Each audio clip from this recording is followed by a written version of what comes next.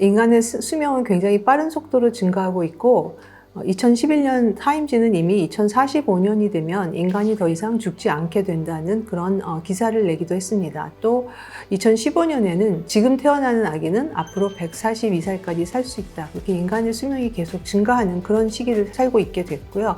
이것은 다 생명과학 기술이 발달하고 있는 그 속도 때문이고요. 꽤 오래된 영화긴 한데 97년에 나왔던 영화 가타카라는 영화에서는 가타카는 원래 DNA 염기 서열 ATGC를 조합해서 만든 단어인데 인간이 가지고 있는 염기 서열을 마음대로 바꾸어서 원하는 아이를 탄생하게 할 수 있는 그런 미래를 보여주었던 공상과학 영화였습니다. 그런데 제가 이 영화를 가져온 이유는 여기서 사용됐던 기술이 이제 이미 우리에게 가능해져서 더 이상 공상과학 영화가 아니게 되었다는 것이죠. 1993년에 나왔던 주라기 공원이라는 영화에서는 화석에 있는 공룡시대에 살았던 화석에 있는 모기로부터 공룡의 피해를 추출해서 거기서부터 DNA 정보를 읽어서 타조 아래서 공룡을 재생시켜서 전개되는 이야기를 다루고 있습니다. 이 이야기도 공상과학 영화였지만 지금은 기술적으로 거의 가능한 시나리오가 되었습니다. 이렇게 지난 30년간 생명과학 기술의 속도는 과히 눈부시게 발전을 하고 있는데요. 그러한 이면에는 또 반대로 지구 역사상 가장 빠른 생명의 멸종이 진행되고 있는 6번째 대멸종의 시기를 우리가 겪고 있습니다. 그래서 굉장히 많은 동물들이 심지어 100만 종 이상의 생물들이 지금 멸종을 앞두고 있다. 그런 보도가 계속 나오고 있고요.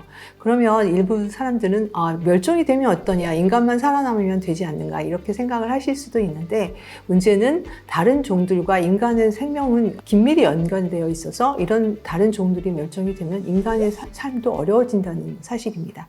그래서 우리가 사는 이 시대를 보통 우리가 포스트 게놈 시대다 이렇게 얘기를 하는데 우리가 가지고 있는 유전체 정보 전체를 읽어낸 후의 시대다 이런 얘기입니다.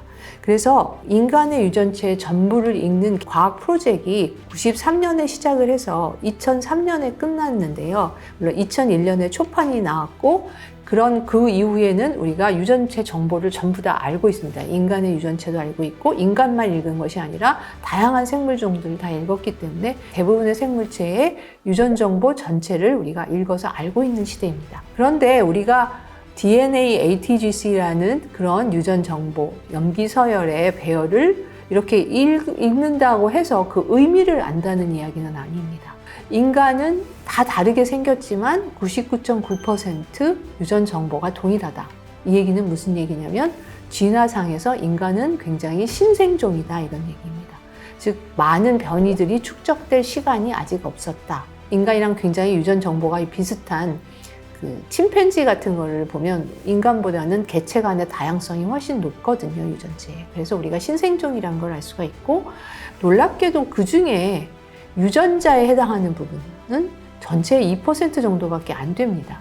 그래서 나머지 그럼 98%는 거기에 왜 있는 건지, 무슨 기능을 하는 건지 이런 질문이 우리가 있고 이런 질문을 이제 과학자들이 유전체 염기 서열을 다 읽어낸 후에 규명하고자 했고 그래서 밝힌 것은 이 정보들이 유전자를 발현하는 중요한 스위치로 작용하고 있다는 걸 알게 되었습니다. 경제적으로는 이게 그 당시에 30억 불이 투자되는 굉장히 많은 연구비가 투자된 거대 프로젝트였고 반대하는 사람들도 많았었는데 나중에 계산을 해보니까 이 30억 불 투자된 1달러당 140달러의 부가가치를 창출했던 굉장히 성공적인 과학 프로젝트였다는 것이 밝혀졌고요. 이 중에 유전자가 아까 2%밖에 안 된다고 말씀드렸는데 바이러스는 8%나 됩니다. 그 얘기는 무슨 얘기냐면 인간이 진화되어 오는 과정에서 바이러스들이 이 종에서 저 종으로 유전 정보를 옮겨서 그 진화에 굉장히 중요한 역할을 했다. 그래서 인간이 인간으로 되는데 바이러스의 역할이 중요했다. 이런 것들을 우리가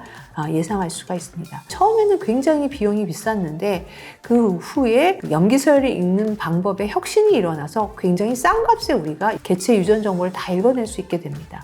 그래서 이거를 이제 $1000 게놈 시대다 이렇게 얘기를 하는데 $1000면 요즘은 환율이 비싸니까 한 140, 150만 원 정도 되는데 그 정도의 돈이면 개인의 유전 정보를 다 읽을 수 있다는 거죠. 그래서 아주 조금 중요한 유전자 부분만 읽는 데는 심지어 한 10만 원 정도의 비용이면 읽을 수 있는 시대가 되었습니다. 이런 시대가 된 거가 무슨 변화를 갖고 올 수 있느냐? 이제 우리가 이전에는 그냥 증세에 따라서 모든 사람이 같은 치료법으로 치료를 받는 시대였다면 앞으로는 개인의 유전 정보에 따라서 딱 맞는 정확한 치료를 받을 수 있는 정밀의료, 영어로 프리시전 메디슨이라고 하는데요. 정밀의료 아니면 개인 맞춤형 의료의 시대로 가고 있다는 얘기죠. 그리고 나는 무슨 병에 걸릴 가능성이 있으니까 미리미리 조심을 하거나 아니면 미리 예방할 수도 있는 그런 시대로 가고 있다는 얘기입니다. 한 몇 년 전인데 꽤 오래됐죠? 안젤리나 졸리가 유방 절제 수술을 받았습니다. 근데 그 이유가 뭐였냐면 안젤리나 졸리의 가계의 유전체에 특별히 여성에서 암이 변이가 되었을 때 암을 유발한다고 알려진 유전자, 브라카1이라는 유전자가 있는데 그 유전자의 변이가 계속 그 가게에 내려와서 안젤리나 졸리의 어머니, 이모, 심지어 자매들이 이런 질환에 걸렸기 때문에 안젤리나 졸리가 그 유전자의 변이가 자기한테도 존재하는 걸 알고 미리 유방 절제 수술을 받는 적이 있습니다. 이런 식으로 이제 예방, 유전체 정보에 따라서 예방을 할 수 있는 시기에 우리가 살고 있다는 그런 얘기가 되겠습니다. 그래서 아까 말씀드린 것처럼 우리가 유전체 정보를 전체를 읽어내긴 했는데 정확하게 어떻게 작동을 하는 건지 그 의미를 잘 모르고 있는데 많은 사람들의 유전 정보를 읽어서 그 차이를 비교를 하고 그 사람들이 겉으로 보여지는 특색, 어떤 병에 잘 걸렸고, 피부색은 무슨 색이고, 머리카락은 무슨 색이고, 눈동자는 무슨 색이고, 이런 식의 이제 정보들을 비교해가지고 개인의 차이와 유전 정보의 차이를 많이 비교를 하면 알 수 있을 거라고 생각을 했기 때문에 지금 미국에서는 All of Us라는 그런 프로젝트가 진행이 되고 있습니다. 이거는 무슨 프로젝트냐면 100만 명 이상의 유전체 정보를 읽겠다는 것입니다. 그 사람이 가진 병리적인 아니면 생리적인 특성을 이해해서 우리가 정확하게 유전체 정보를 이해를 하면 여기서부터 앞으로 아까 얘기한 정밀 의료를 시행하는 데 굉장히 유용한 정보를 얻을 수 있을 거란 얘기입니다. 그런데 문제는 이 유전체 정보의 특수성이 있습니다. 내 유전체의 반은 우리 어머니에게서 온 유전체 정보고 반은 아버지에게서 온 유전체 정보고 그렇기 때문에 내 형제들은 나와 반의 유전 정보를 공유하고 있습니다. 또 내 아이도 나와 반을 공유하고 있죠. 사촌이 되면 4분의 1을 공유하게 되겠죠. 이런 식으로 내 유전 정보에는 다른 사람의 유전 정보도 포함되어 있기 때문에 이게 개인 프라이버시에 중요한 문제가 되는데 2018년에 뉴욕타임스에 기사가 보도가 되었는데 그 내용이 뭐였냐면 마치 한국의 화성 연쇄 살인 사건처럼 그 샌프란시스코 베이 에어리아에 한 25년쯤 전에 부녀자 연쇄 살인 사건이 있었는데 그 범인을 찾지 못하고 있었는데 그 범인이 공소시효를 단 아주 짧은 시일 앞두고 20일인가 앞두고 검거되는 일이 있었습니다. 근데 어떻게 해서 검거가 된 거냐면 이 범인의 손녀딸이 미국에는 이제 아까 제가 한 100불 정도면 유전 정보 검사를 받을 수 있다 이런 말씀을 드렸는데 그런데 자기 유전 정보를 보낸 거예요. 조상 찾기도 있고 여러 가지 나는 누구랑 닮았을까 이런 것들을 재미로 이렇게 유전 정보를 조사해 주는 데가 많거든요. 그런 데에 보냈는데 이제 이분은 범인이니까 이분의 유전 정보는 미국의 FBI의 데이터베이스에 들어가 있는데 회사에서 읽은 정보와 일치하는 부분이 나오니까 손녀딸 주변을 해서 이제 이분을 결국은 검거하게 된 거죠.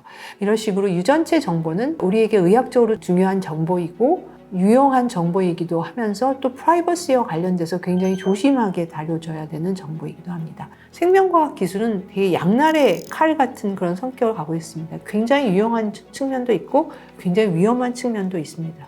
그런 것들을 어떻게 이거를 조화를 시켜야 되는지 또 이런 것들을 어떤 생명체에 어떤 기준을 갖고 적용을 해야 되는 건지 인간이 필요하다면 다 해도 되는 건지 아닌지 어디까지 해야 되는 건지 이런 거에 대한 윤리 문제가 사실은 급격히 대두되고 있는데 그런 거에 대한 어떤 사회적인 합의를 얻기가 굉장히 힘든 것 같습니다. 그러니까 산업으로 개발하려는 사람들과 또 과학에 대해서 막연한 두려움이 굉장히 많은 일반인들과 이런 양극단에서의 갈등이 많이 이제 생겨나고 있는 상황이기 때문에 생명과학 기술에 대한 기본적인 이해가 굉장히 중요한 시점이라고 생각이 됩니다.